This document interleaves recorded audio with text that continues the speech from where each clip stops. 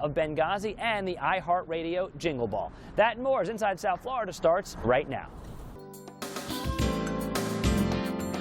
If you want to lose weight in the new year, you have to be smart and safe about it. Here's registered dietitian Mary Dye. Mary, welcome to the show. Good to see you. Thank you so much. Thanks for having me, Dave. It's our pleasure. All right, so much to cover, such an important topic. First, though, tell us about where you work, the Oliver-Pyatt Centers. Yeah, so I work at the Oliver-Pyatt Centers, and we are a treatment center for women with eating disorder and compulsive exercise addiction. So we are Joint Commission accredited, and we treat the full spectrum of eating disorders. We have multiple levels of care. We have adult residential and adolescent residential. We take as young as 13. And we also do intensive outpatient transitional living programs as well. So you just mentioned as young as 13. So girls and probably boys too, I would imagine, this young are suffering from eating disorders. Absolutely, absolutely. We're seeing, kids starting to diet. There's numbers out on kids as young as 9 years old really doing a lot of dieting. Man, all right. So tell us, give us all the eating disorders first. So we have anorexia nervosa, bulimia nervosa, binge eating disorder, eating disorders not otherwise specified, so that can have a lot of different facets, and then we also have compulsive exercising. Which is what it sounds like? Yeah, an actual addiction to exercising, right. And inability to move away from that. All right, well the reason why it's good to have you here this time of year is because we're in late January and so many resolutions are I want to lose weight, right? Definitely.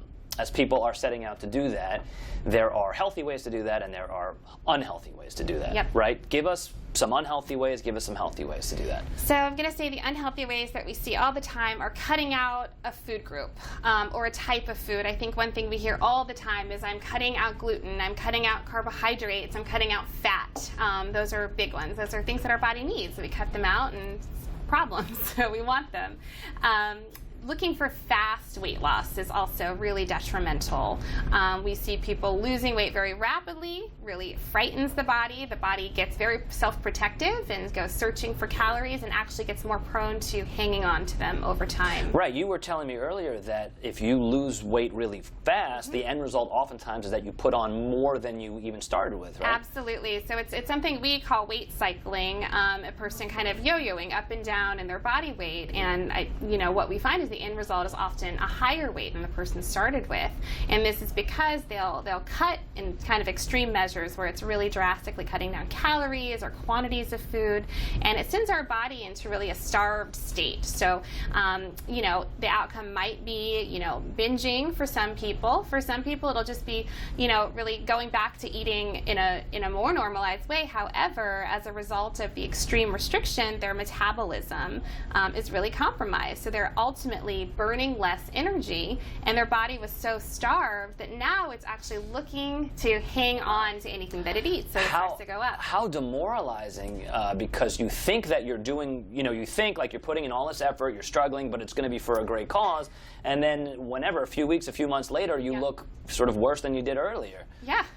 Well, it's a big problem, and with the rapid weight loss, we also see depletion of muscle mass because your body starts to break down muscle with this, and so that makes it even harder to maintain a normalized body weight. So yeah, but on the flip side, there are positive ways, there are correct ways to take off some weight, right? Yeah, absolutely. Just really thinking about finding your body's natural set point with weight, and our bodies all have a place where they function optimally and where they really want to be, and kind of going outside of that is really fighting our bodies. So I always like to ask people to really try to get in touch with themselves and their body's needs, and take the time to figure out, what does your hunger feel like, what does your fullness feel like, what are comfortable levels within that where you can nourish your body and not underdo it or overdo it. Because our body is really the great, really equalizer. It knows exactly how much energy it needs, how much it's putting out, and it sends us these cues through hunger and fullness for us to really understand them.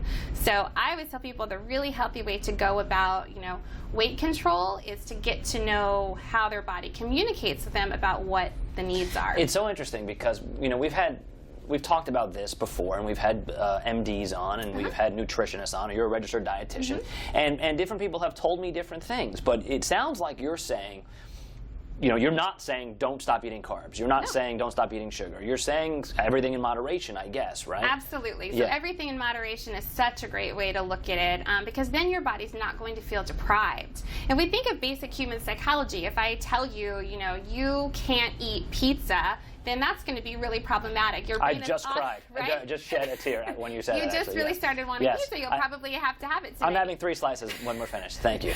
Yeah.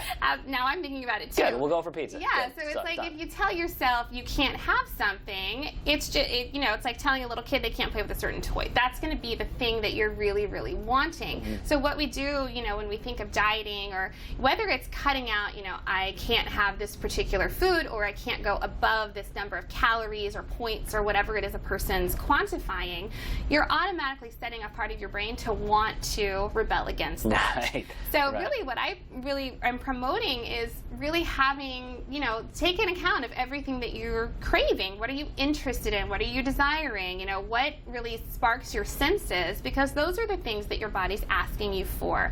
And a lot of people get very nervous about that. Like if I tell you, please go and have pizza, they might look at me and go, well, I'm going to go and I'm going to eat a lot of pizza, and that's not going to be okay. But in reality, if you're really listening to your body and you give yourself the pizza without deprivation, then you're going to find that you eat really appropriate amounts, and it has no real emotional attachment for you. It's just pizza. And eat slower, right? Because your body will be full before you realize it's full. I'd heard that. They always talk about 20 minutes. Right. So that it's exactly 20 minutes, but it does take a little time for your brain to really know where your stomach is at. So I think it's really important to just pay attention in the whole act of eating, before, during, and after. So part of that is slowing down, appreciating, being mindful, so really turning off external stimulators. So, turn the music down a little lower. Don't eat in front of the television unless you're really, really having to. Unless you're watching this show. Unless you're watching us. Yeah, then you're allowed. Yeah. Right. But, trying to tune out that other stuff so that you can really take the time to focus on what are the cues my body's sending me, how is this food, and how am I tasting it, how's my body responding to it, just taking the time to do that. We only have about a minute left, but I want to ask you, for parents, if they think their child might have an eating disorder, just give me a couple of things parents should look for. I want us to just take this time to say the importance of a family meal is so incredibly important, because one of the big signs that we see is a person starting to isolate around food. So if you, let's say you're having a meal together at the table and your child is really not joining you at the table, eating in their room, eating in secret, always saying that they've already eaten, that's a really big sign to look for.